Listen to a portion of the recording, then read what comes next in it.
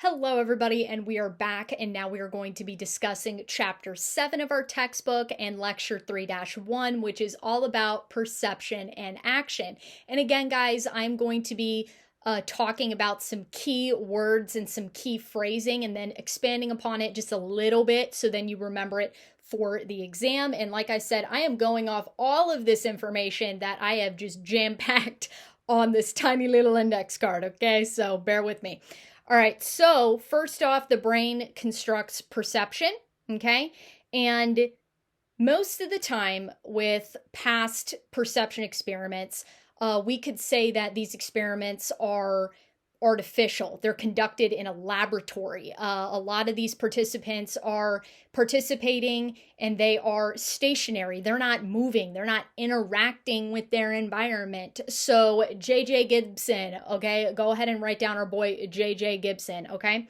He, during World War II, okay, created this ecological approach, okay? And the ecological approach here has to do with motion and interacting with the environment, okay? And this is going to lead us to another experiment with optic flow, which we're going to talk about that with a driving simulator experiment in a minute. But optic flow and the swinging room. If you guys remember, there was that kid that was like falling backward and forward in the swinging room of our textbook, okay? So this has to do with optic flow, and that if you're moving forward, that is expansion. If you're moving backward, that is contraction. So if you remember those words, that might help. Let's hope so, okay? So continuing now with optic flow, if you guys remember those weird black and white images and they had this little, the focus of expansion, it was that FOE that we talked about, okay? That little marker, okay, was kind of used as a way to guide yourself, optic flow for navigation, okay? So now moving on to Landon Lee's driving experiments, okay? They had this driving simulator, and if you're wanting to move straight, okay, so straight ahead, what am I going to use to guide my flow of vision? That's going to be my center dash line, right? When you think about, okay, I'm going to drive down the road, I have my car, I have the little yellow or white dash lines. That's what I'm using for when I'm driving straight, okay?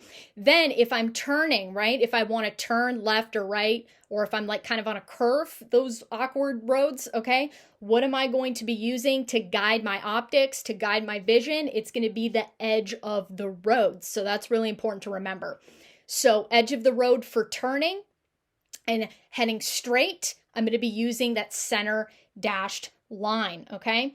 Another guy that you're going to want to write down is Loomis, and you do not need vision, okay, to navigate, all right? You can do it based off your explicit memory. Go ahead and write that down. Another thing that we have to talk about are those London experiments with the taxi and the bus drivers, okay? And that part of the brain that is used with working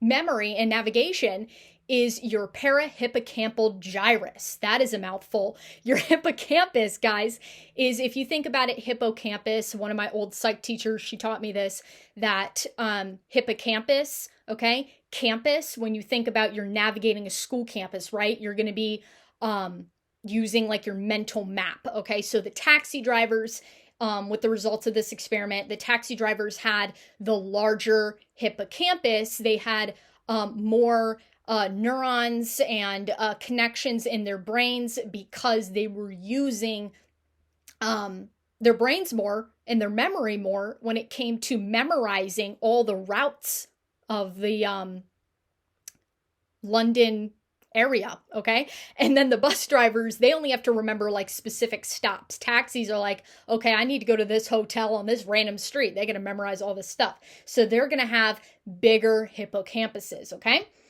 Let's see. There is another thing that he mentioned in this lecture that could be on the exam. It is the visual direction strategy. They use trees, again, with covering your eyes to see if you could memorize or how close you could get to with the tree.